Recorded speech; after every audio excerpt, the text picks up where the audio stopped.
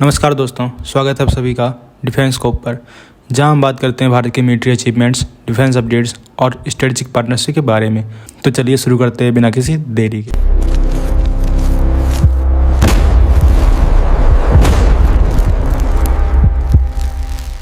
पहली खबर की बात करें तो डीआरडीओ अपने इंडिजिनस हाइपरसोनिक ग्लाइड व्हीकल यानी ध्वनि के फ्लाइट ट्रायल्स के लिए तैयार हो चुका है। डीआरडीओ के एडवांस सिस्टम लेबोरेटरी के associate director doctor Anil Kumar ने एक टेक्निकल ब्रीफिंग के दौरान बताया कि ध्वनि अब अपने फ्लाइट टेस्ट फेज के बिल्कुल करीब है।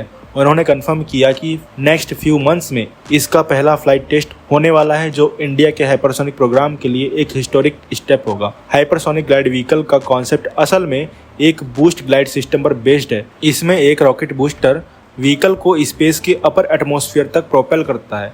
उसके बाद व्हीकल अपने आप ग्लाइड करता है मैक 5 से ज़्यादा स्पीड पर। ध्वनि का सबसे खास फीचर है इसका अनप्रेडिक्टेबल ग्लाइड पाथ, जिससे एनिमी एयर डिफेंसेस के लिए इसे इंटरसेप्ट करना ऑलमोस्ट इम्पॉसिबल हो जाता है। ट्रेडिशनल बैलिस्टिक मिसाइल के मुकाबले में ध्वनि अपनी ट्रैजेक्टरी मिड फ्लाइट में बदल सकती है, जिससे ये हाई वैल्यू टारगेट्स जैसे एयरक्राफ्ट कैरियर या कमांड सेंटर्स पर प्रिसीजन स्ट्राइक कर सकता है और इसकी रेंज 1500 किलोमीटर तक जा सकती है। इस प्रोजेक्ट में डीआरडीओ ने स्पेशली एक थर्मल प्रोटेक्शन सिस्टम डिजाइन किया है जो री एंट्री के दौरान 2000 डिग्री सेल्सियस तक के एक्सट्रीम हीट को विदस्टैंड कर सकता है। इसमें सेरेमिक स्किन और सिलिकेट बेस्ड पैनल्स का यूज किया गया है, जिनकी थिकनेस 4 से 5 mm है, जिससे व्हीकल के सरफेस का हीट इवनली डिस्ट्रीब्यूट होता है।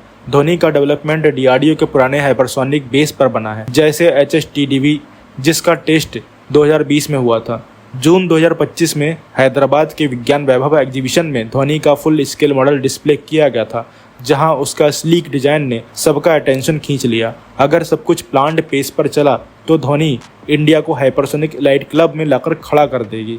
तो आप क्या कहोगे इस खबर के बारे में कमेंट सेक्शन जरूर बताइए। अगली खबर की बात करें तो लखनऊ के स्ट्रेटेजिक मटेरियल्स टेक्नोलॉजी कॉम्प्लेक्स में पीटीसी इंडस्ट्रीज लिमिटेड को डीआरडीओ के जीटीआरई से एक प्रेस्टिजियस परचेस ऑर्डर मिला है, single crystal ready to fit turbines blade के पोस्ट कास्ट ऑपरेशन के लिए। ये पहली बार है जब किसी इंडियन कंपनी को ऐसा हाई एंड एरोस्पेस कंपोनेंट बनाने का कॉन्ट्रैक्ट दिया गया है।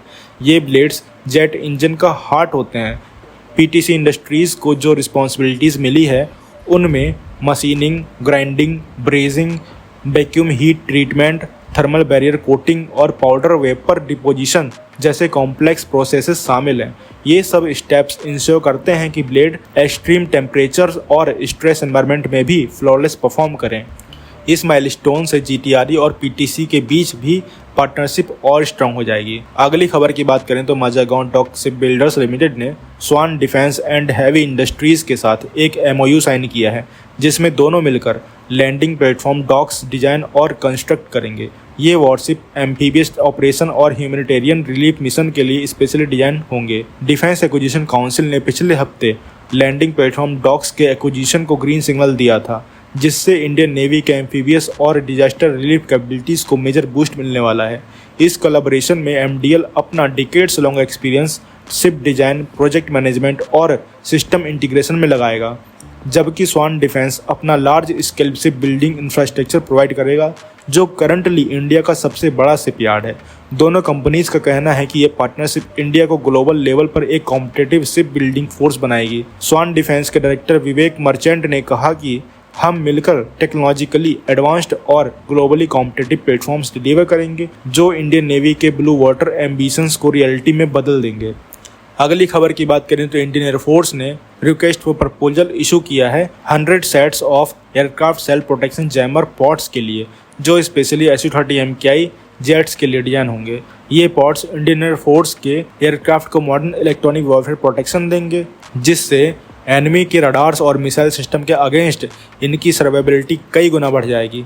RFI के मुताबिक ये प्रिक्वायरमेंट मेक इन इंडिया के फ्रेमवर्क के अंदर होगा और वेंडर्स को मिनिमम 50% लोकल कंटेंट मेंटेन करना होगा। इन aircraft self protection jammer pods में AESA based jamming system, digital radio frequency memory deception और real time threat adaptation capabilities होंगी। जिससे एयरक्राफ्ट 360 डिग्री प्रोटेक्शन के साथ ऑपरेट कर सकेगा। ये मूव इंडियन एयरफोर्स के 65,000 करोड़ रुपए के सुपर सुखोई मॉडर्नाइजेशन प्लान का पार्ट भी है, जहां SU-30 MKI जेट्स को 4.5 जनरेशन मल्टी रोल एयरक्राफ्ट बनाया जा रहा है, इक्विप्ड विद ब्रह्मोस मिसाइल और इंडिजिनस उत्तम Acer radars. Aircraft self protection jammer pods को अंडर विंग पाइलोन्स पर माउंट किया जाएगा, जिससे उनका एरोडायनामिक परफॉर्मेंस मेंटेन रहे। ये सिस्टम इजरायली एल्टा स्कॉर्पियस जैसे एडवांस मॉडल से इंस्पायर्ड है, लेकिन इंडिया अपने इंडिजिनस इलेक्ट्रॉनिक वॉरफेयर सॉल्यूशन पर फोकस कर रहा है। साथ ही डेटा पैटर्न्स लिमिटेड का टैलोन सील्ड पॉड, जिसमें gallium nitride based Acer radar use होता है, अभी फ्लाइट ट्रायल्स में है और 70% इंडिजिनाइजेशन के साथ DRDO के DRFM मॉड्यूल्स इंटीग्रेट कर रहा है। BEL, L&T और कई MSMEs भी इस प्रोजेक्ट में पार्टिसिपेट कर रहे हैं। 36 महीने की डिलीवरी टाइमलाइन के साथ ये प्रोजेक्ट 2026 तक फील्ड ट्रायल्स फेज में पहुंच सकता है। इस इनिशिएटिव के जरिए इंडियन एयरफोर्स अपनी SU-30 फ्लीट को एक इनविजिबल आर्मर से इक्विप कर रहा है, जो मॉडर्न डे एयर बैटल्स में डिसीसिव एज देगा। तो आप क्या कहोगे इस खबर के बारे में? कमेंट सेक्शन में जरूर बताइए।